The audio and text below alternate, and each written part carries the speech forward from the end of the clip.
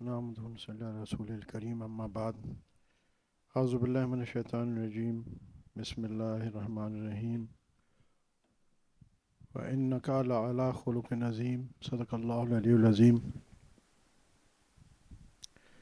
حدیث مبارکہ میں آتا ہے کہ جو چیز سب سے زیادہ انسان کو جنت میں لے جائے گی، لے جانے والی ہے، وہ دو چیزیں ہیں، ایک اللہ کا ڈر اور دوسرا اچھے اخلاق۔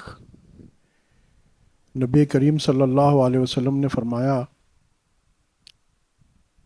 کہ تم میں سے سب سے بہتر وہ ہے جس کے اخلاق سب سے بہتر ہوں، اور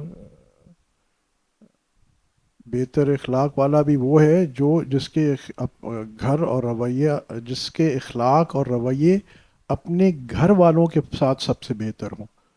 اور آپ صلی اللہ علیہ وسلم نے فرمایا جس کا مفہوم ہے کہ تم سب میں سے میرے اخلاق یعنی نبی کریم صلی اللہ علیہ وسلم کے اخلاق اور رویہ اپنے گھر والوں کے ساتھ سب سے بہتر ہے۔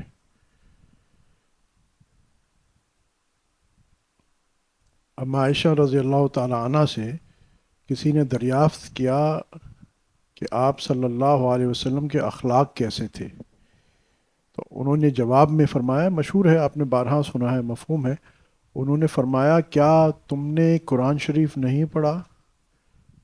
تو ان صحابی نے جواب دیا کہ جی ضرور، قرآن شریف تو پڑھا ہے۔ تو ہاں، تو فرمایا قرآن آپ صلی اللہ علیہ وسلم کے قرآن شریف ہی آپ صلی اللہ علیہ وسلم کا اخلاق تھے۔ اب میں دو تین نکتے عرض کروں گا۔ اس سے پہلے ایک گزارش سب سے جو میں بارہ کرتا رہتا ہوں، ایک تو میں ویسے جنرلی دوستوں سے، خاص طور پہ جن کا ان فقیر سے تعلق ہے، اس فقیر سے، تو میں بہت درخواست کرتا ہوں کہ کوشش کریں کہ ہر وقت باوضو رہیں۔ یہ انسان کے مزاج کو بدل دیتا ہے۔ پاک رہنا فرشتوں کی صفت ہے۔ جب انسان کی روح اور باطن بھی پاک ہوتا ہے تو خود بخود اس میں نیکی کرنے کی تمنا پیدا ہو جاتی ہے، اور گناہوں سے رکنے کا داعیہ پیدا ہو جاتا ہے۔ یوں سمجھے کہ انرجی پیدا ہو جاتی ہے۔ ہم چاہتے ہیں کہ اپنے برائیوں سے، اخلاق رذیلہ سے رکیں، مگر رک نہیں پاتے۔ اسی طرح ہم چاہتے ہیں کہ ہم اچھے بن جائیں، اچھی باتیں کریں، اچھے اخلاق ہوں ہمارے، اچھے اعمال ہوں۔ تو اس کا ایک بڑا یہ جو کیا کہتے ہیں انسٹیگیٹر جو ہے، آ، وہ ہے یہ ہر وقت باوضو رہنے کی عادت۔ کوشش کریں کہ جتنا، اگر شروع میں نہیں، میں نے الحمدللہ اپنے والد صاحب رحمۃ اللہ علیہ کو یہ دیکھا، اور اپنے گھر میں کئیوں کو الحمدللہ اپنے بہن بھائیوں میں سے بھی اور دیکھا، اور پھر اپنے حضرت کو بھی دیکھا، حضرت مولانا شمس الرحمن عباسی دامت برکاتہ عالی کو، کہ ہر وقت بعد وضو رہنے کی عادت۔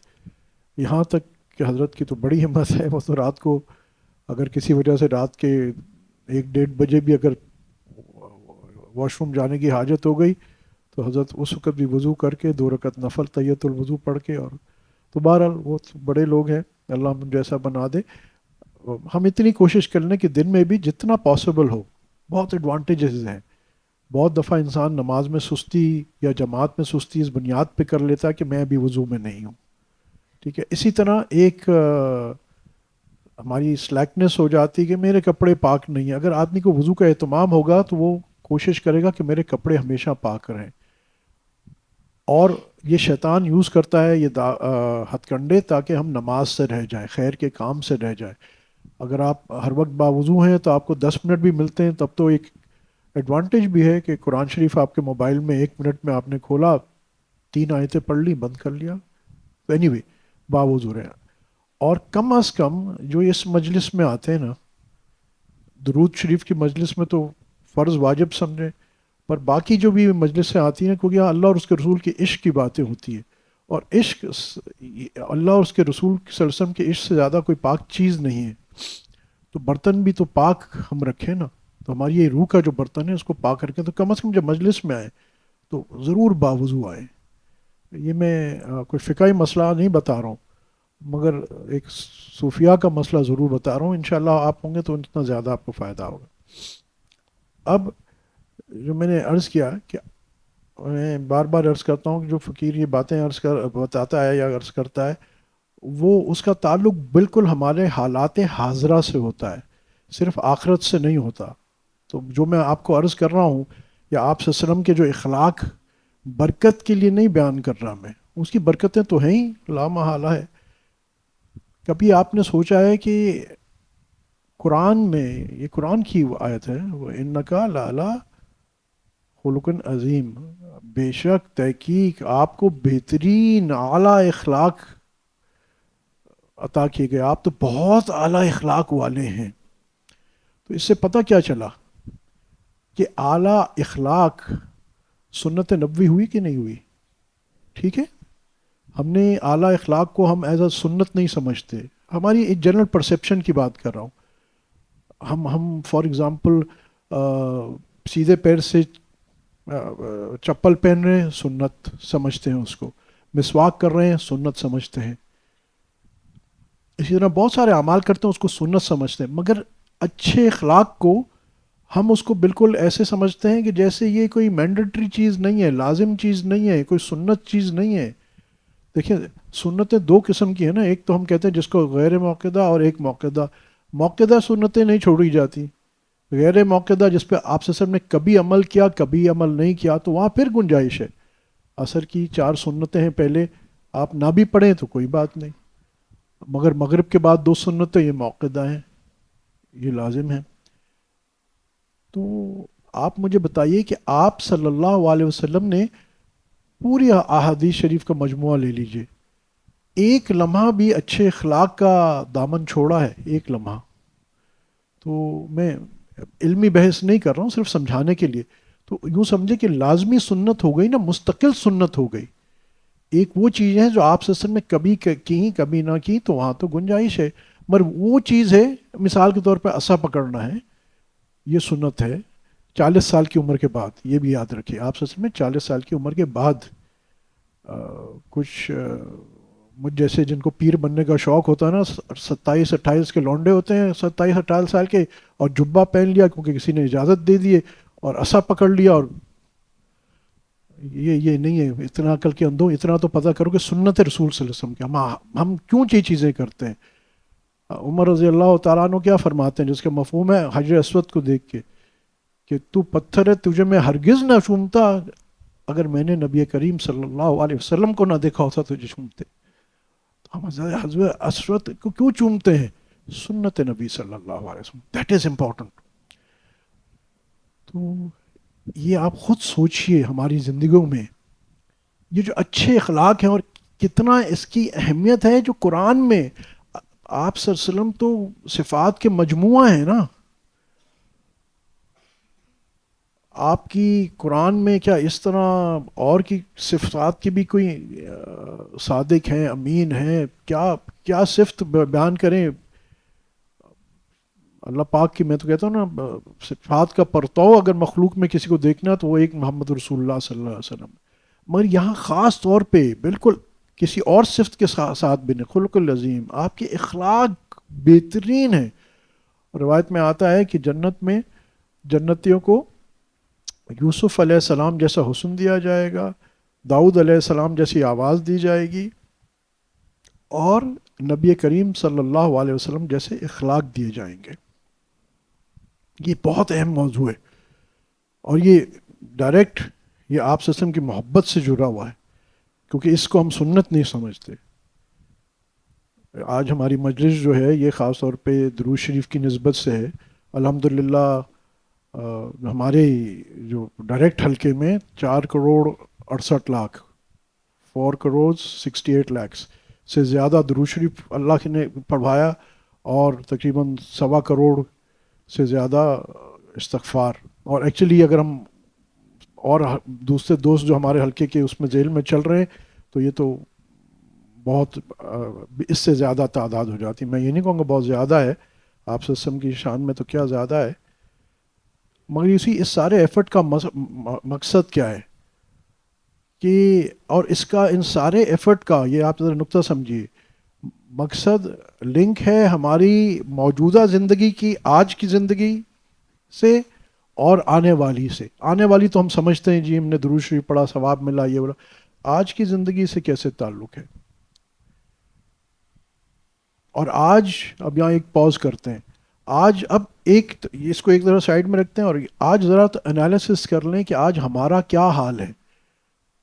دیکھیں، کیس سٹڈی ہوتی ہے نا، اگر کہیں ناکامی ہو رہی ہوتی ہے تو کیس سٹڈی میں وہ کہتے ہیں کہ کیا منکات بنے، کیا وجوہات بنی جس کی وجہ سے فلانی کمپنی جو ہے وہ فیل ہو گئی، کیا غلطیاں کی تھیں. یا کوئی کمپنی اپنا انالیسس کرتی ہے تو وہ انالیسس یہ کرتے ہیں کہ ہمارا اگر ہم نقصان میں جا رہے ہیں تو کیا غلطی ہم کر رہے ہیں. کیا ہماری پروڈکٹ صحیح نہیں ہے، اس کی کوالٹی صحیح نہیں ہے، پرائسنگ صحیح نہیں ہے، اسٹریٹجی صحیح نہیں ہے، مارکیٹنگ صحیح نہیں ہے، جغرافیکل ایریا آف سیل صحیح نہیں ہے. صحیح بولا نا؟ ایکسپرٹ سے پوچھ لی. تو اور پھر اس کا تدارک کیا جاتا ہے. ٹھیک ہے. اب بیلنس شیٹ من حیث الامت جنرلی بات کر رہا ہوں، بیلنس شیٹ تو ہماری امت کی نظر آ رہی ہے نا ہر جگہ، کہیں بھی ہم پلس میں نہیں ہیں. چاہے ہم اپنے شہر میں چلے جائیں، میں بائی شہر آئی ڈو ناٹ اونلی مین کراچی، کہیں بھی کوئی بھی مسلمان ملک، کوئی بھی مسلمان شہر جہاں مسلمان آباد ہوں، وہ شہر دیکھ لیجئے، وہ ملک دیکھ لیجئے، وہ بر اعظم دیکھ لیجئے، یا پوری امت کو دیکھ لیجئے، کہیں بھی آپ کو بیلنس شیٹ پلس میں نظر نہیں آ رہی. یہاں تک کہ ہمارے گھروں میں بھی بیلنس شیٹ پلس نہیں ہے. اس کا مطلب کیا ہے؟ جب کمپنی نقصان کر رہی ہوتی ہے تو آپ بتائیے، ہر جگہ اسٹرنجنٹ میجرز ہو رہے ہوتے ہیں نا، بھائی اے سی بند کر دیا کرو، گاڑیاں واپس لے لو اسٹاف سے. کیوں؟ کمپنی نقصان کر رہی ہے، نفع کر رہی ہوتی ہے تو وہ کہتا ہے ایک نہیں دو گاڑیاں دے دو. اب یہ سمجھانے کے لیے صرف عرض کر رہا ہوں.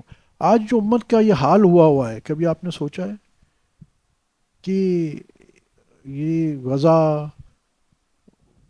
فلسطین، مصر، عراق، کھلم کھلا جو ہو رہا ہے سب کو نظر آ رہا ہے، آج سے نہیں اتنے سالوں سے نظر آ رہا ہے، پوری امت کو نظر آ رہا ہے.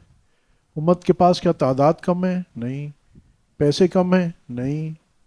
ہتھیار کم ہے؟ نہیں. اور دن بدن ہم کہاں سے کہاں جاتے ہیں، پٹ رہے ہیں. جو غزہ اور فلسطین میں اس وقت ہو رہا ہے، کوئی انسان ذرا بھی ذی عقل ہو، چاہے کوئی بھی مذہب ہو، وہ اس بربریت کو نہیں مان سکتا نا.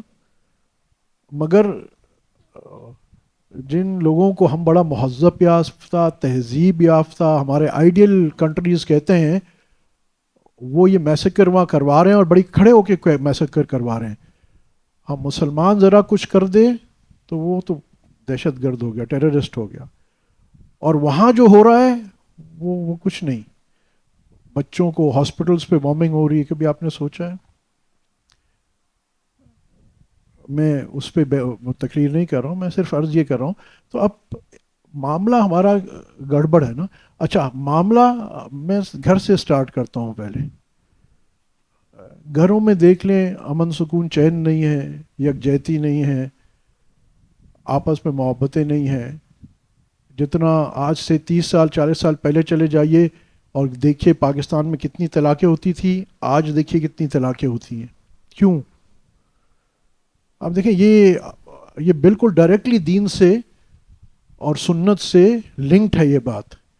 گھروں میں یہ جو بے چینیاں ہیں نا، جو آج ہم اخباروں میں پڑھتے ہیں کہ یہ ہو گیا اور یہ ہو گیا، اور بچوں پہ یوں ظلم ہو رہا ہے، فلانے پہ یوں ظلم ہو رہا ہے، یہ کیونکہ ہم سنت سے دور ہو گئے.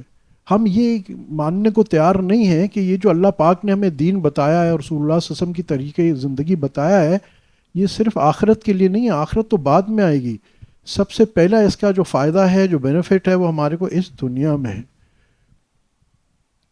اور پھر دوسرا، پھر میں آتا ہوں، یہ ایک بہت بڑا نقطہ اخلاق کا جو ہماری زندگیوں سے، اور پچھلے 4 5 سال میں تو ماشاء اللہ ہماری قوم سے، پاکستان سے تو بالکل ہی نکل رہا ہے،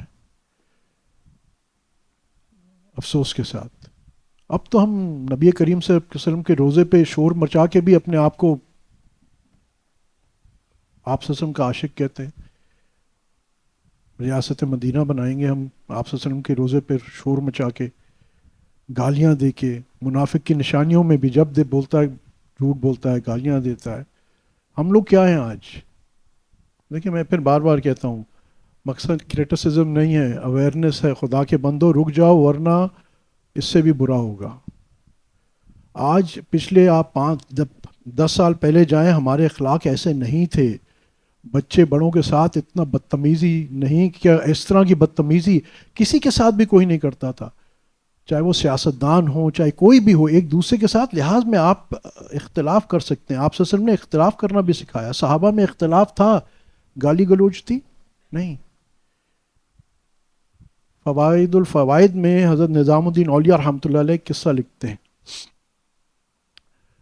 یہ موضوع تھوڑا وسیع ہے بٹ آئی ٹرائی کہ اس کو انکمپس کریں.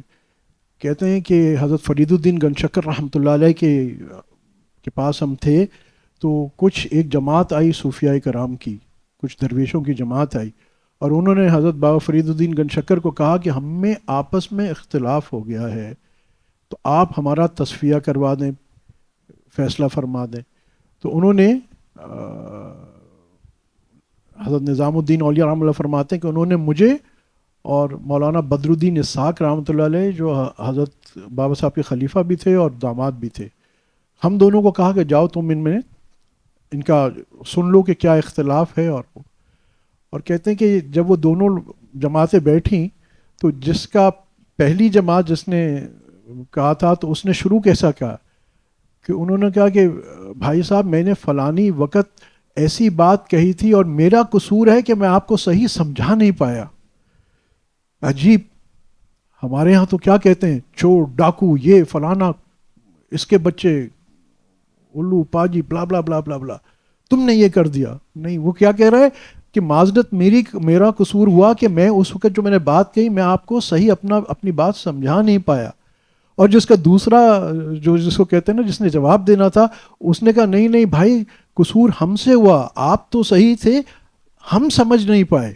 آپ دیکھیے یہ اسلام کا مزاج ہے، یہ اسلام کا اخلاق ہے. اور آج ہمارا کیا اخلاق ہے کہ روڈ پہ کوئی جا رہا ہے اس کو گالیاں دے رہے ہیں. آپ کر لیں، یہ کر لیں، کوئی مسئلہ نہیں آپ کا اپنی ذاتی دنیاوی غرض کے لیے، مگر یاد رکھیے یہاں فرشتے بیٹھے ہیں جو لکھ رہے ہیں، اور تم نے وہ جو اخلاق استعمال کیے وہ نبی کریم صلی اللہ علیہ وسلم والے ہیں تو یہ ہے. اور تمہارا اخلاق اگر نہیں ہے نبی کریم صلی اللہ علیہ وسلم کا، راہ جان دے یعنی لوگوں کو آپ گالیاں نکالتے ہیں، برا بھلا کہتے ہیں. آپ لاکھ اختلاف صحیح کسی سے، مگر کیا آپ صلی اللہ علیہ وسلم نے ابو جہل کو بھی گالیاں نکالی؟ مطلب کیا کوئی غلیظ گالیاں نکالی؟ کوئی بےہودہ قسم کی کسی کو بھی نہیں لگا، ابو جہل کو بھی نہیں نکالی. آج ہمارا کیا حال ہو گیا ہے. اور اب تو انٹالرنس، برداشت اسلام کا مزاج ہے، نبی کریم صلی اللہ علیہ وسلم کی انتہائی سنت ہے. برداشت کیا جاتا ہے جب کوئی ظلم کر لے. آج تو اگر میں زیادتی نہ کر پاؤں تو میں اس کو بھی برداشت نہیں کرتا. کہ میں تمہیں مار رہا تھا، مارنے کیوں نہیں دیا پوری طرح؟ میں تمہیں اذیت پہنچانا چاہتا تھا، میں پوری طرح تمہیں اذیت پہنچانا کیوں نہیں سکا؟ آپ بتائیے یہ کیا سنت نبی صلی اللہ علیہ وسلم ہے، اخلاق نبی صلی اللہ علیہ وسلم ہے؟ نہیں ہے. اور یاد رکھیے اگین، میں آپ کو یہ برکت والی اور نیکی ثواب والی باتیں نہیں بتا رہا ہوں، میں آپ کو دس پرٹینز ٹو یور لائف ہیئر. جب آپ ظالم بن جاتے ہیں تو اللہ کی مدد ہٹ جاتی ہے، اور اس کا خمیازہ، ظلم کا خمیازہ آپ یہاں اس دنیا میں بھگتتے ہیں. ہم کیوں نہیں سمجھتے؟ صحابہ کا عمل تو آپ 1 منٹ دیکھیے. علی رضی اللہ، یہ قصے ہم نے سارے سنے ہوئے ہیں، بٹ یہ ساری چیزیں ہم سمجھتے ہیں یہ ہمارے لیے نہیں ہے. قرآن اور حدیث ہمارے لیے نہیں ہے، دس از جسٹ فار برکت. ٹھیک ہے پڑھ لو، ایک قرآن کا حرف 10 نیکیاں، ایک درود شریف 10 نیکیاں، 10 گناہ معاف، 10 جذبات، ٹھیک ہے. نہیں، وہ تو اپنی جگہ پہ ہے، اس میں کوئی شک نہیں ہے، مگر بھائی اس پہ عمل کرنا ہے نا. ہمارا تو اللہ نے تو یہ بھیجا ہے ہمیں یہ والے اخلاق اختیار کرنے کے لیے. علی رضی اللہ تعالیٰ عنہ، صحابہ کے تو عمل دیکھیے نا. مشہور قصہ آپ نے سنا ہوا ہے کہ ایک یہودی سے غالباً یا کافر سے لڑائی ہو رہی ہے، اور اس پہ غالب آ جاتے ہیں، اس کو قتل کرنے والے ہیں، اور وہ تھوک دیتا ہے. اور اسی وقت آپ اپنی تلوار چھوڑ دیتے ہیں اور اس کے اوپر سے ہٹ جاتے ہیں. تو وہ حیران ہو جاتا ہے کہ بھائی اب تو آپ وہ کوئی بات ہی نہیں تھی نا, یہ میرے اوپر تھے, تلوار تھا بس. اور اس نے غصے میں یہی کر سکتا تھا, تھوک دیا اس نے. تو جب تھوکا تو علی رضی اللہ تعالیٰ ہٹ گئے. تو اس نے پوچھا کہ آپ تو مجھے مار سکتے تھے, آپ کیوں ہٹ گئے؟ تو انہوں نے فرمایا کہ بات یہ کہ اب تک میں اللہ کے لیے لڑ رہا تھا, میری تیری کوئی دشمنی یوں نہیں ہے ذاتی, مگر اللہ کے لیے, تو اللہ کا دشمن ہے اس واسطے میں تجھ سے لڑ رہا تھا. مگر جب تو نے میرے پہ تھوک پھینکی تو اب وہ میرے نفس کو تکلیف ہوئی. اب مجھے ہوا کہ اب میں تجھے ماروں گا تو اپنا بدلہ لوں گا کیونکہ تو نے مجھ پہ تھوک پھینکی ہے. تو آپ دیکھیے, رک گئے. آج ہمارا کیا حال ہے؟ ہماری قوم تو انا للہ و انا الیہ راجعون ہو چکی ہے. بدتمیزی, بے حیائی, کوئی ہم نے چھوڑا ہے؟ یعنی کہ انٹالرنس کہاں تک پہنچ گیا ہے. You comes from the right, starts from the top. یہ جو پچھلے 4-6 سال ہم نے گزارے ہیں نا, راٹ کہاں تک آ گئی ہے. اس دن میں پڑھ رہا تھا کہ کسی ریسٹورنٹ میں, اخبار میں تھا کہ کسی کرسی پہ, اور بڑا پوش ریسٹورنٹ, فائن ڈائننگ ریسٹورنٹ, یہ بھی نہیں کہ جہاں کوئی ان پڑھ جاہل لوگ آتے ہوں, کہ 2 فیملیز میں کسی ایک کرسی کے لینے پہ اتنا جھگڑا ہو گیا کہ FIR کٹ گئی, گتم گتا ہو گئے. اب آپ یہ بتائیے کہ ہم جب نبی کریم صلی اللہ علیہ وسلم کے اخلاق سے دور ہو جائیں گے تو یہ ہوگا کہ آپ اپنے فیملی کے ساتھ کہیں باہر بھی نہیں نکل سکیں گے, کیونکہ کسی کو کوئی ایسی چیز ہے, اس نے آپ کے ساتھ کچھ کہہ دیا, یا لامحالہ جانے انجانے میں کچھ ایسی چیز ہو گئی, تو وہ یہ ہمارا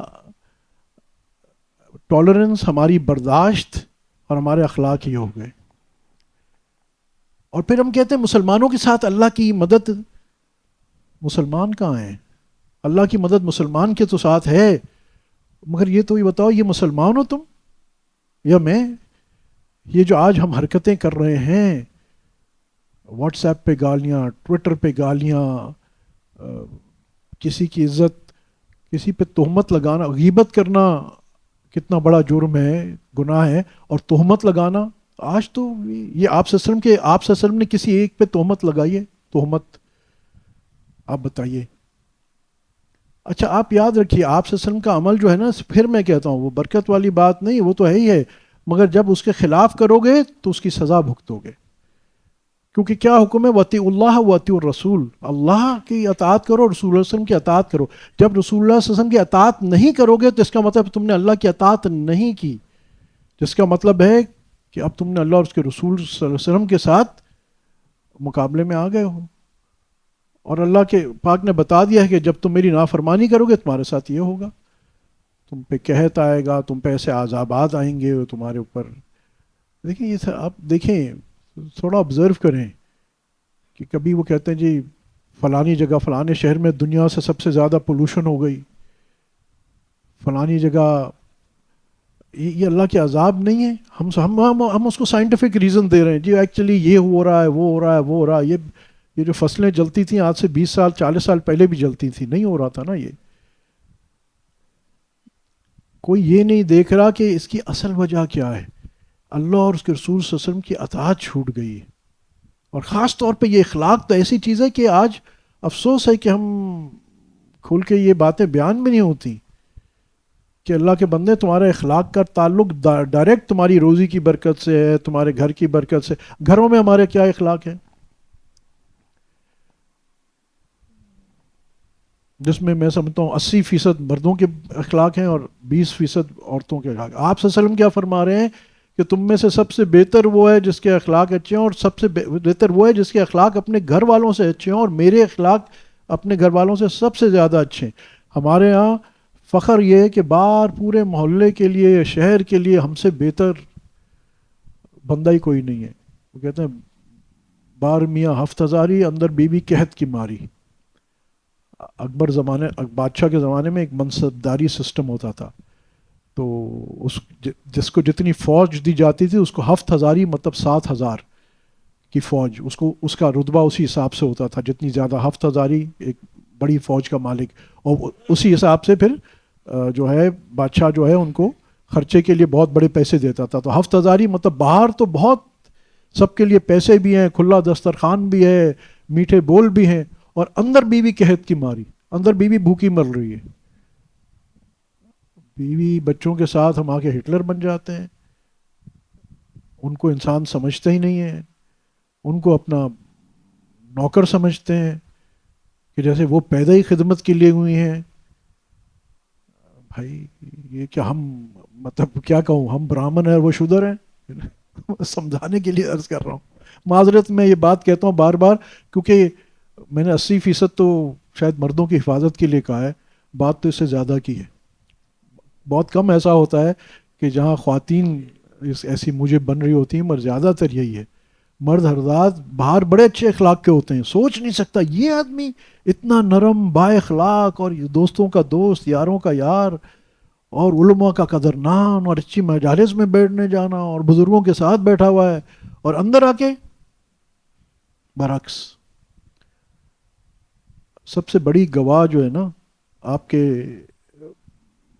کے میں سمجھتا ہوں آپ کے ایمان کی اور آپ کی صحیح متقی ہونے کی آپ کی بیوی ہے. اس سے زیادہ آپ کو کوئی بہتر نہیں جانتا. آپ خود سوچئے ہمارے گھروں میں آج کیا حال ہے. وقت نہیں ہے مگر ہوتا کیا ہے جب آپ اپنی بیوی کے ساتھ اس طرح چلتے ہیں، یا بیوی شوہر کے ساتھ اخلاق کے دامن چھوڑ دیتی ہے، تو سب سے اس کے بعد پہلا افیکٹ بچوں پہ آتا ہے. بچے بد اخلاق ہو جاتے ہیں. بچوں کے اندر کیا چیزیں بیٹھتی ہیں میں آپ کو بتاؤں، وہ بد اخلاقی کو ایز اے نارم لے لیتے ہیں کہ ٹھیک ہے. ایک بات پھر بچوں کے اندر شادی کرنے سے نفرت آ جاتی ہے. یہ تو کوئی مصیبت ہے، ہم شادی کریں گے تو بس گھر میں چک چک بک بک ہوگی. قرآن کیا کہتا ہے کہ ہم نے تو جوڑے بنائے ایک دوسرے کے سکون کے لیے، راحت کے لیے. یہ قرآن کہہ رہا ہے. دیٹ مینس کہ جو شادی کا یہ جو عمل اللہ نے دیا ہے ہمیں، یہ تو جوڑے ہیں جو اللہ ساتھ کرتا ہے تاکہ ہم ایک دوسرے سے سکون حاصل کریں. اور ہم اگر سکون حاصل نہیں کر رہے تو کیا نعوذ باللہ اللہ کی غلطی ہے؟ اللہ غلط کہہ رہا ہے؟ ہرگز نہیں، نعوذ باللہ ہو نہیں سکتا نا. اس کا مطلب ہے ہم نے کچھ قصور کیا ہے. اسی میں بار بار کہتا ہوں کہ یہ نبی کریم صلی اللہ علیہ وسلم سکھا کے گئے. جب آپ کے اخلاق اور نرمی اور برداشت یہ گھر والوں سے شروع ہوتا ہے. آج یہ چیز ہمارے گھروں میں بھی ہم نے ناپید کر دی ہے. باہر ہم بہت اچھے ہیں دوسروں کو دکھانے کے لیے، اپنی ایگو کو سیٹسفائی کرنے کے لیے. میں ادھر کھل کے بات کرتا ہوں، مجھے اچھا لگتا ہے ہر کوئی تعریف کرے کہ حضرت آپ تو بڑے وہ ہیں، آپ تو بڑی نرم طبیعت کے ہیں، حضرت فلانا حضرت. اور میرا دسترخوان بھی بڑا کھلا ہے، اور وہ کہتے ہیں باہر جو ہے وہ واگیو اسٹیک کھا کے آتے ہیں اور اندر گھر میں ڈانٹ رہے ہوتے ہیں کہ تم نے دال بھی کیوں کھا لی. یہ میں چھوٹی چھوٹی مثالیں آپ کو دے رہا ہوں. یا چھوڑا کہ بھائی گھر میں آیا ہوں تو اتنا صاف نہیں ہے، اور فلانا نہیں ہے فلانا نہیں ہے. کیا ہے آپ سے حدیث مبارکہ میں آتا ہے آپ سے اپنے گھر کا جھاڑو بھی دیا کرتے تھے. تو آپ نے میں نے کبھی دیا ہے؟ اور ہمارے معاشرے میں تو ایک اور مسئلہ بھی ہے کہ ہم یہ بھی سمجھتے ہیں کہ ہماری بیوی کی ذمہ داری ہے ہماری ماں باپ کی خدمت کرنا چاہیے. میں سب کو ترغیب دیتا ہوں، لڑکے اور لڑکی کو بھی، کہ اپنی ساس سسر وہ بھی تمہارے ماں باپ ہیں، ضرور کرو. مگر یاد رکھیے آپ کی ماں اور باپ کی خدمت جو ہے وہ آپ کی بیوی کی رسپانسبلٹی نہیں ہے. اگر وہ کرتی ہے تو اس کے پیر دباؤ کہ تیری مہربانی. الحمدللہ میں ساری عمر اپنے والدین کے ساتھ رہا ہوں، تو میں ایسی بات نہیں کہہ رہا کہ میں کوئی اور الحمدللہ شکر الحمدللہ میری بیوی نے بھی یعنی میری ماں والدہ جو تھی وہ انتہائی کلوز تھی میری بیگم سے. کیوں؟ کیونکہ وہ بھی شفقت فرماتی تھی اور یہ بھی خدمت کرتی تھی. اور اس بات کو میں ہمیشہ اور آج بھی شکر گزار ہوں اپنی بیگم کا کہ اگر وہ نہیں کرتی تو اس کا حق نہیں تھا، میرا حق تھا. مطلب وہ میری رسپانسبلٹی تھی کہ اگر اس نے کی اس کی مہربانی. ہم اپریشیٹ بھی نہیں کرتے. کوئی ہمارے لیے احسان کرتا ہے تو یہ کیا غیرت کا کام ہے اگر آپ سے کوئی ہم تھینک یو بھی نہیں کہتے. گھروں میں نہیں کہتے، باہر تو 10 بار کہتے ہیں oh thank you thank you. جب گھر میں ہمارے بچے کچھ اچھا کام کر دیتے ہیں، اس طرح ہماری خدمت کر دیتے ہیں، ہمارے گھر والے کرتے ہیں، تو وہاں ہمارا تھینک یو بھی نہیں ہے. ہم سمجھتے ہیں یہ تو ہمارے باپ کے نوکر ہیں سارے، یہ تو لونڈیاں ہیں ہماری، یہ تو ہمارے غلام ہیں. دیکھو یہ ہماری بد اخلاقی ہے جو آج گھر توڑ رہی ہے. اچھا اب آج میں بات کر رہا ہوں دوسری کی، یہ دونوں لڑکے کے لیے بھی لڑکی کے لیے بھی ریلیشن شپ بلڈنگ اخلاق دونوں طرف سے ہونا چاہیے. میں صرف ایک طرف نہیں، میں تھوڑا سا اس طرف پریس زیادہ کر رہا ہوں کیونکہ یہ پرابلم یہاں لڑکوں کے ساتھ زیادہ آتا ہے. مگر بچیوں کو بھی یہ کہ دیکھو آپ بھی اچھے اخلاق کرو، برداشت کرو. ریلیشن شپ دو، جو لوگ ایکسپورٹ کرتے ہیں یا ٹریڈنگ کرتے ہیں یا کچھ بھی تجارت کرتے ہیں، وہاں بھی آپ دیکھیں ہر تاجر سے پوچھ لیجئے، دکاندار سے پوچھ لیجئے، جب جہاں ایک خریدنے والا ہے ایک بیچنے والا ہے، تو بہت ساری باتیں ہوتی کہ جو آپ ایک دوسرے کو برداشت کرتے ہیں. کبھی اس کی غلطی ہو جائے گی، کبھی آپ کی غلطی ہو جائے گی، تو مل بیٹھ کے برداشت کے ساتھ پھر وہ ایک ریلیشن شپ آگے چلتی ہے. اگر برداشت نہیں ہوگی تو بس ٹھیک ہے، وہ گاہک کہے گا اچھا میں آئندہ تم سے لوں گا نہیں، اور میں کہوں گا جی میں آپ بیچوں گا نہیں، کمپنی بیٹھ جائے گی. اصل کمال ہی کیا ہوتا ہے کسی تاجر کا کہ وہ ساتھ لے کے چلتا ہے. تو ہر جگہ برداشت کی ضرورت ہے، اور یہ سنت نبی صلی اللہ علیہ وسلم. تو بہرحال میں واقعی آ رہا تھا، اس وقت ہمیں بہت زیادہ ضرورت ہے کہ اس کو سمجھیں کہ یہ آپ وسلم کی 24 گھنٹے کی سنت ہے، 24/7 کی سنت ہے، 365 365 دن کی سنت ہے. اچھے اخلاق، چیخ چلا کے بات کرنا، چاہے آپ کے ماتحت ہیں، آپ کا نوکر ہے، آپ کے فیکٹری کے لوگ ہیں، کچھ ہے، آپ ڈانٹ سکتے ہیں مگر اخلاق کے اندر رہ کے. تنبیہ کر سکتے ہیں، بچوں کو بھی ڈانٹیں، تنبیہ کریں، وہ ضروری ہے، اخلاق کے اندر رہ کے. یاد ہے کہ اخلاق کی تربیت جو ہوتی ہے گھر سے ہوتی ہے، اور کیسے یاد رہتی ہے. میں مطلب اس بڑھاپے کی عمر میں آیا ہوں اور مجھے ابھی تک یاد ہے ہمارے گھر میں گالی دینا، یعنی ایک کیا تھا وہ کیا کہتے ہیں، حرام کی انتہا درجہ تھا. تو جب میں چھوٹا تھا تو ایک دفعہ میرے منہ سے کہیں، میں بہت چھوٹا ہوں گا، 5-6 سال کا ہوں گا، الو نکل گیا. اب الو گالی نہیں ہے، الو تو ایک پرندے کا ہے نا، مگر عرف میں گالی بھی سمجھا جاتی ہے. تو میرا خیال میرے والد صاحب نے اگر ایک دفعہ مجھے کوئی فزیکلی مارا نہیں انہوں نے، وہ کہتے تھے پھر اس بچے کو دلی دکھاؤ، یعنی دونوں یوں کان کو ہاتھ رکھ کے نا ایسے اوپر اٹھا دو تو ذرا یہ کانوں پہ سٹینڈ پڑتا تھا. وہ زندگی میں مجھے ایک بار یاد ہے، اور وہ 5-6 سال کی عمر کی بات آج تک مجھے یاد ہے کہ گالی تو دور، الو بھی نہیں کہنا. دیکھیں یہ پرورش ہم اپنے گھروں میں جو کرتے ہیں نا، اور ہم جو رویہ اختیار کرتے ہیں اپنے گھر والوں کے ساتھ، بچوں کے ساتھ، والدین کے ساتھ، بیوی شوہر کے ساتھ، وہ کتنا ایک بچوں پہ اثر کرتا ہے اور کتنا دور تک اثر کرتا ہے.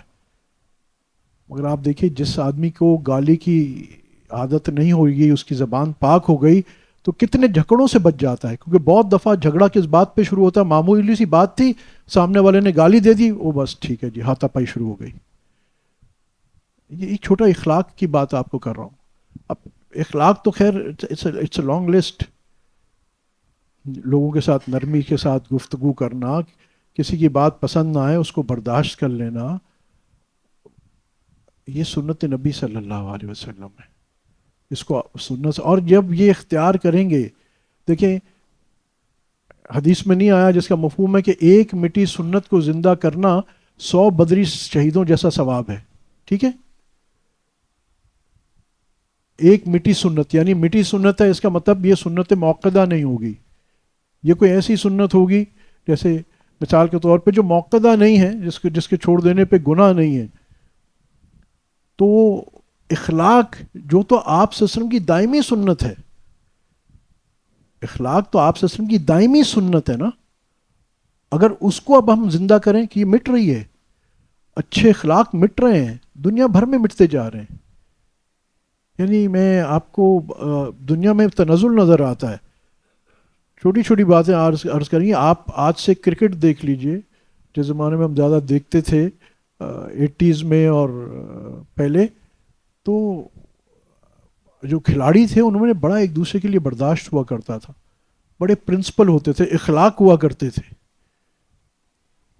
اور آج دیکھ لیجئے، امپائر سے جھگڑا، فلانے سے جھگڑا، ایک دوسرے کے ساتھ ہاتھا پائی، ہر جگہ تنزل نظر آ رہا ہے. میں چھوٹی چھوٹی مثالوں سے دے رہا ہوں کہ آہستہ آہستہ، اور اس کا نتیجہ کیا نکل رہا ہے کہ پوری دنیا میں بے چینی، بد امنی، بے یقینی، پریشانی. تو اب اس کا حل کیا ہے؟ اس کا حل وہی ہے جو آج ہم کر رہے ہیں نا، back to basics. Organic food میں چلے جاؤ، کر لیا نا سارے تجربے، فرٹیلائزر ملا لیے، کیمیکلز ڈال دیے، پھر آخر میں آ گئے اس بات پہ کہ نہیں بھائی یہ سب صحت کے لیے مضر ہے. اب آپ یورپ میں چلے جائیں، کہیں چلے جائیں، آرگینک جو قدرتی، جس میں کیمیکل کی کھاد نہ ڈلی ہو، کوئی کیمیکل نہ ہو، کوئی اسپرے نہ ہو، اس سبزی کی قیمت کہیں زیادہ ہوتی ہے دوسری سبزی سے.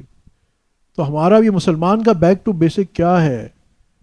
سنت نبی صلی اللہ علیہ وسلم، جس کو قرآن میں اللہ پاک نے کہہ دیا بہترین نمونہ ہے. اچھا بہترین نمونے سمجھو اشارہ نا، اس کا مطلب ہے آج ان مسائل سے نکلنا ہے نا، بہترین نمونہ ہے. اب ہمارے یہاں پرابلم یہ ہے کہ ہمارے جو پڑھے لکھے یونیورسٹی والے لوگ ہوتے ہیں وہ کہتے ہیں وہ 1400 سال پہلے چلے جائیں. بھائی 1400 سال پہلے بھی اچھے اخلاق ویسے ہی تھے، آج بھی وہ بات ویسے ہی سٹینڈ کرتی ہے. یہ جہالت والی بات ہے. بھائی 1400 سال پہلے اگر اونٹ میتھڈ آف ٹرانسپورٹیشن تھا تو آج گاڑی ہے، آج پلین ہے. آپ سے وسلم جو پروگرامنگ بتا گئے ہیں وہ تو 1400 کیا 14 کروڑ سال کے لیے بھی کافی ہے. آج اچھے اخلاق اختیار کرو تو ایک تو لاجیکلی سمجھ میں آتا ہے کہ یہ جھگڑے اور یہ بد امنی یہ سب چیزیں ختم ہو جائیں گی لاجیکلی. اور ایک دوسرا غیب کی خبر، اللہ پاک کہتا ہے جب تم وَأَطِيعُوا اللَّهَ وَأَطِيعُوا الرَّسُولَ ہوگا تو کیا ہوگا؟ قرآن کیا کہتا ہے کہ تم مجھ سے محبت کرتے ہو. اللہ پاک فرماتے ہیں جس کے مفہوم میں آپ صلی اللہ علیہ وسلم کی اطاعت کرو، اللہ تم سے محبت کرے گا. تو جب یہ اچھے اخلاق کریں گے تو آپ صلی اللہ علیہ وسلم کی اطاعت ہوئی کہ نہیں ہوئی؟ تو اللہ ہم سے محبت کرے گا کہ نہیں کرے گا؟ جب اللہ ہم سے محبت کرے گا تو اس کے کیا معنی؟ صرف ہماری طرح ہے کہ خالی پیلی محبت محبت محبت نہیں، اس کی تو رحمت متوجہ ہوگی نا. وہ جب وہ اس کی رحمت متوجہ ہوگی تو وہاں جنت بھی ملے گی. اور جب جنت دے گا جو اس کے خزانوں میں سے سب سے عظیم اس نے خزانہ کہا، تو کیا یہ دنیا ہماری صحیح نہیں ہوگی؟ آج ہم پلر ٹو پوسٹ بھاگ رہے ہیں اپنی دنیاوی مسائل حل کرنے کا، اور ہو بھی نہیں رہے. مگر افسوس یہ ہے کہ جو طریقے ہمیں بار بار ناکامی کی طرف لے کے جاتے ہیں ہم بار بار انہی کو اختیار کرتے ہیں، پھر ناکام ہوتے ہیں، پھر وہی اختیار کرتے ہیں، کہتے ہیں نہیں اب ہو جائے گا، اب ہو جائے گا. ارے بھائی کیسے ہوگا؟ 100 مرتبہ تم نے ناکام ہو گئے. اس کی ایک آخری دلیل بھی آپ سے میں عرض کر کے پہلے بھی شاید میں نے سنائی ہو، عرض کرتا ہوں کہ بہت پہلے مسجد بیت المکرم میں شروع، یہ آپ لیٹ 80s کی بات شاید عرض کر رہا ہوں یا اس سے بھی تھوڑا مڈ 80s کی، کہ Islamic centre of economics Darul Uloom نے اسٹیبلش کیا تھا وہاں، ابھی بھی ہے الحمدللہ. تو اس کا ایک پہلا انہوں نے وہاں ایک 2 دن کا ورک شاپ کروایا تھا بزنس مین اور انڈسٹریلسٹ کے ساتھ. اور کہ وہ زمانہ تھا کہ کوئی یعنی جو بزنس مین تھے وہ علماء کی زبان نہیں سمجھتے تھے، علماء بزنس مین کی زبان نہیں سمجھتے تھے. یہ بے فاسد، مشارکہ، مرحبا اور یہ اس ساری چیزیں یہ کچھ سمجھ نہیں آ رہی تھی. تو 2 دن وہاں بہت بھرپور صبح سے شام تک کا وہ 2 دن کا پروگرام تھا. اور بڑے بڑے علماء، حضرت مفتی تقی عثمانی صاحب دامت برکاتہم عالیہ، مفتی رفیع عثمانی صاحب رحمۃ اللہ علیہ، مولانا سبحان محمود صاحب رحمۃ اللہ، بڑے بڑے علماء نے وہاں مختلف ٹاپکس پہ، اور بڑے انڈسٹریلسٹ بھی تھے اور وہ تھے. مجھے بھی وہاں سعادت ہوئی. تو وہاں بہرحال ایک سیشن ہم چائے پی کے واپس، حضرت نے خود ہی یہ سنایا بات، حضرت مفتی تقی عثمانی صاحب دامت برکاتہم عالیہ نے. اس وقت یہ سوویت یونین ٹوٹ گیا تھا اور کریش ہو رہا تھا، تو یہ کمیونزم اور یہ سب ختم ہو رہا تھا، سوشلزم. تو حضرت نے کہا کہ امریکن ایمبیسڈر سے میری ملاقات ہوئی تو میں نے اس کو کہا کہ یہ بتاؤ کہ کمیونزم کیوں آیا، کیپٹلزم میں کچھ خامیاں تھیں؟ تو اس نے کہا جی بالکل صحیح ہے. بولا اس کی وجہ سے کمیونزم آیا ورنہ کیا ضرورت تھی؟ بولا ہاں بالکل آپ صحیح کہہ رہے ہیں. بولا کمیونزم میں خرابی تھی تو کمیونزم بھی ختم ہو گیا. بولا ہاں. پھر بولا سوشلزم میں خرابی تھی تو سوشلزم بھی ختم ہو گیا. کہ لگا ہاں بالکل. تو انہوں نے کہا کہ یہ تینوں تم نے مانا کہ ان تینوں میں خرابیاں تھیں اسی واسطے یہ ختم ہوئے ہیں. تو آج ہم جب تم سولوشن اس کا تم نے کیا نکالا ہے کہ واپس کیپٹلزم کی طرف جائیں گے. تو حضرت نے کہا، میں نے ان سے پوچھا کہ کیا کیپٹلزم میں وہ جو خامیاں تھیں وہ ختم کر دی ہیں تم لوگوں نے؟ تو کہا جی وہ تو ختم نہیں، وہ تو ویسے ہی ہیں. حضرت نے فرمایا کہ اب ہم جب تمہیں کہتے ہیں کہ ہم تمہیں ایک اسلامی طرز معیشت دیتے ہیں، اسلامک فائنانس سسٹم دیتے ہیں، تو تم اس کے خلاف ہو. اب پلیز آج تو اسلامک بینکنگ اور بہت آ گئی، میں بات کر رہا ہوں 80s کی، اب کافی سال پہلے کی بات. تو اس زمانے میں تو حضرت نے یہی بات کہی کہ بھئی جو چیز تمہیں ٹرائیڈ اینڈ ٹیسٹڈ اور پروون ہے کہ ناکامی، اب تم ابھی بھی سولوشن تمہارے پاس یہی ہے کہ واپس کیپٹلزم کے پاس چلے جاؤ. اور پھر اب منحصل آپ دیکھیے اس وقت سے کیا ہوا، اس کے بعد یہ پھر کیپٹلزم کے پاس چلے گئے، وہی پرابلم آ گیا. اب آپ دیکھ لیجئے کہ افراط زر ڈسٹریبیوشن آف کیپٹل کیسی ہے کہ میرے خیال 10% لوگوں کے پاس دنیا کا 80% پیسہ ہے یا 90% پیسہ، اور 90% لوگوں کے پاس 10% پیسہ ہے. وہی ناکامی پہ جا رہے ہیں نا. تو بہرحال میرا مقصد یہاں دوسرا تھا کہ بھائی دنیاوی زندگی میں بھی جو ہماری پریشانیاں ہیں نا، اس کا اگین میں یہ نہیں کہہ رہا ہوں کہ آپ نے اچھے اخلاق تسبیح گھمانا ایک الگ چیز ہے، اچھے اخلاق مستقل جو آپ کو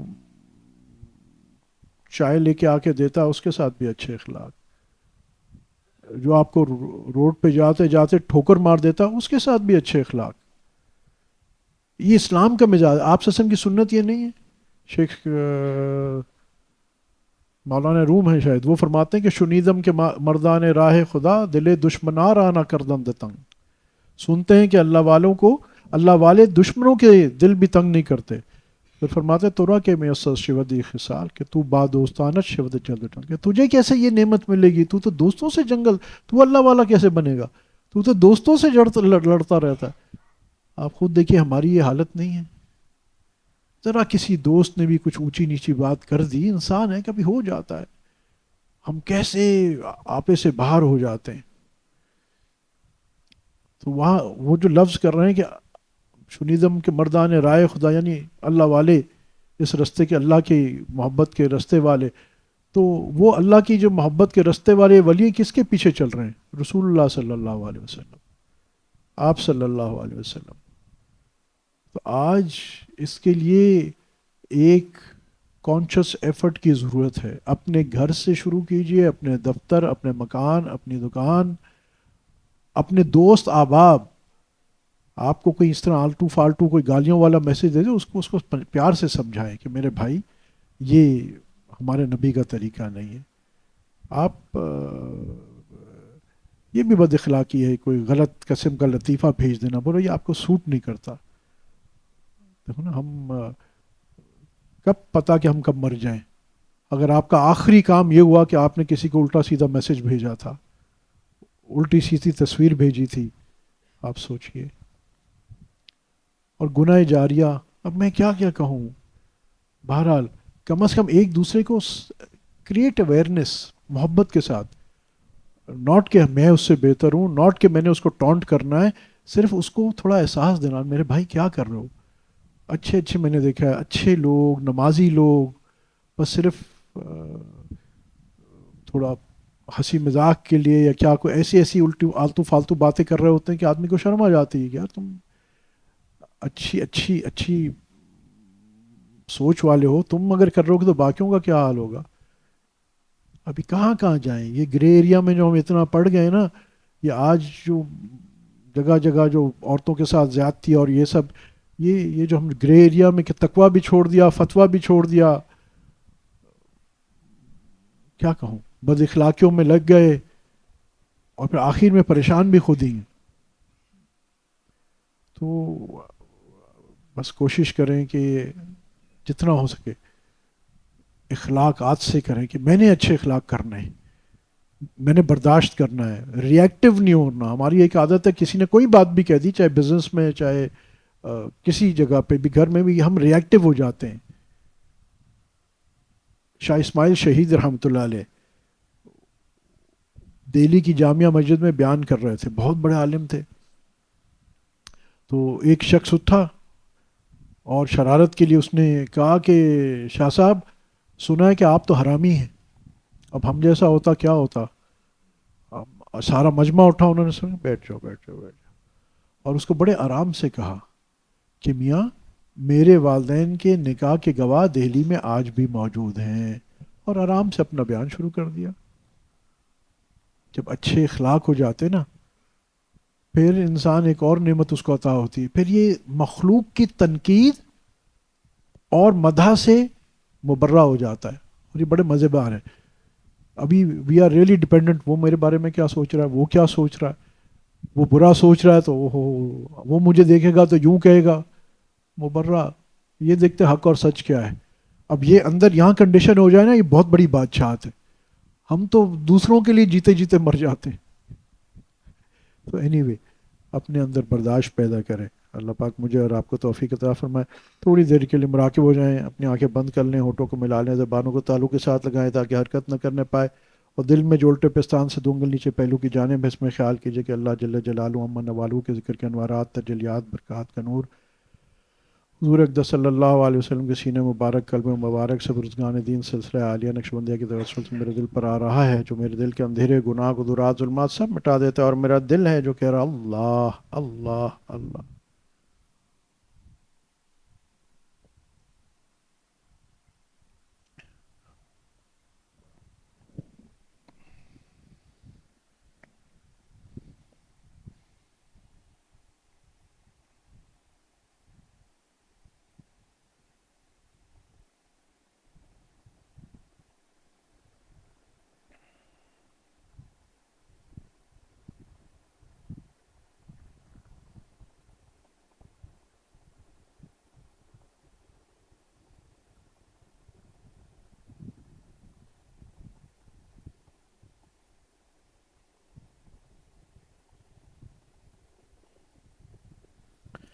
آمین. الحمد للہ رب العالمین والصلاۃ والسلام علی اشرف الانبیاء والمرسلین سیدنا مولانا محمد علیہ وصحبہ اجمعین. ربنا ظلمنا انفسنا وان لم تغفر لنا وترحمنا لنكونن من الخاسرین. ربنا لا تزغ قلوبنا بعد إذ هديتنا وهب لنا من لدنك رحمة إنك أنت الوهاب. ربنا آتنا في الدنيا حسنة وفي الآخرة حسنة وقنا عذاب النار وقنا عذاب القبر وقنا عذاب الحشر وقنا عذاب الميزان. یا اللہ ہمارے اس ٹوٹے پھوٹے بیٹھنے کو قبول فرما. اللہ یہ جو درود پاک پڑھا گیا، استغفار پڑھی گئی، یا اللہ اس کی کمی کوتاہیاں معاف فرما. اپنے دربار عالی میں اس کو یا اللہ قبولیت عطا فرما انتہائی. یا اللہ اس کو اپنے شایان شان اس کو بڑھا، اور ہماری طرف سے اور پوری امت کی طرف سے نبی کریم صلی اللہ علیہ وسلم کو یہ ہدیہ پیش فرما. اللہ اس کی برکت سے تمام بیماروں کو شفاء کاملہ عاجلہ نصیب فرما. پریشان حالوں کی پریشانیاں دور فرما. جو مقروض ہیں ان کے قرضوں کا عالم الغیب کا سے بندوبست فرما. جو کسی بھی کاروبار، روزگار، رزق کی تنگی میں ہیں، ان کو حلال طیب پاکیزہ روزگار، عافیت، برکتوں کے ساتھ عطا فرما. گھریلو پریشانیوں میں ان کی گھریلو پریشانیاں دور فرما. اللہ جتنے حاضرین ہیں، غائبین ہیں، سب کی دلی مرادیں شریعت کے مطابق پوری فرما. سب کے آفات، بلیات، پریشانیاں دور فرما. جن بھائیوں دوستوں نے دعاؤں کے لیے کہا، کہنا چاہتے یا ان کہا کہ اللہ سب کے دلی مرادیں شریعت کے مطابق پوری فرما. سب کے آفات، بلیات، پریشانیاں دور فرما. اللہ ہمارے تینوں حرمین کی حفاظت فرما. ہمارے علماء حق، مشائخ حق، مدارس عربیہ کی حفاظت فرما. اللہ دعوت و تبلیغ کے کام کی حفاظت فرما. ختم نبوت کے کام کی حفاظت فرما. جن خانقاہوں میں اللہ اللہ تعالیٰ خانقاہوں کی حفاظت فرما. یا اللہ یہ جو رائے گنج کے 2 اجتماع ہیں، جو ایک جو ابھی چل رہا ہے اور ایک جو اگلے ہفتے ہوگا کراچی والوں کے لیے، اللہ ان دونوں اجتماعات کو یا اللہ انتہائی طور پہ اپنے دربار عالی میں قبول و مقبول فرما. حاسدین کی حسد سے، شریروں کی شرارت سے، ہر قسم کے جادو، فتنے اور ٹونوں سے محفوظ فرما. یا اللہ گدائی شریف کا جو اجتماع آ رہا ہے 21-22 نومبر کو، اس کو بھی اللہ حاسدین کے حسد سے، شریروں کی شرارت سے، جادو ٹونوں فتنوں سے محفوظ فرما. انتہائی قبولیت مقبولیت عطا فرما. اللہ ہمیں ہمیشہ اپنے در کا محتاج فرما، کبھی کسی کے در کا محتاج نہ فرما۔ اللہ ہم سب کو حاسدین کے حسد سے، شریروں کی شرارت سے، جادو ٹونوں فتنوں سے محفوظ فرما۔ اللہ جو مانگ سکے وہ بھی عطا فرما، جو نہیں مانگ سکے ہماری قبر حشر جنت تک جانے کی تمام ضروریات پوری فرما۔ ہمارے ڈاکٹر ارشد مجید صاحب کی طبیعت اچھی نہیں، ان کے لیے خود دعا فرمائے، اللہ پاک ان کو صحت کاملہ عاجلہ نصیب فرمائے۔ اللہ پاک تمام بیماروں کو صحت کاملہ عاجلہ نصیب فرما۔ اللہ ہم سب کا ایمان پر خاتمہ نصیب فرما۔ سبحان ربک رب العزت عما یصفون وسلام علی المرسلین والحمد للہ رب العالمین۔ اگلے اتوار کی مجلس یہاں نہیں ہوگی، غفوریہ میں انشاءاللہ ہوگی، حضرت ریونڈ جا رہے ہیں تو پھر میرے ذمہ ہوتی ہے وہاں کی، تو اگلے سنڈے کون سی تاریخ ہوگی؟ 9 تاریخ ہوگی، 10 کی مجلس یہاں نہیں ہوگی انشاءاللہ، مردوں کے لیے غفوریہ میں ہوگی انشاءاللہ۔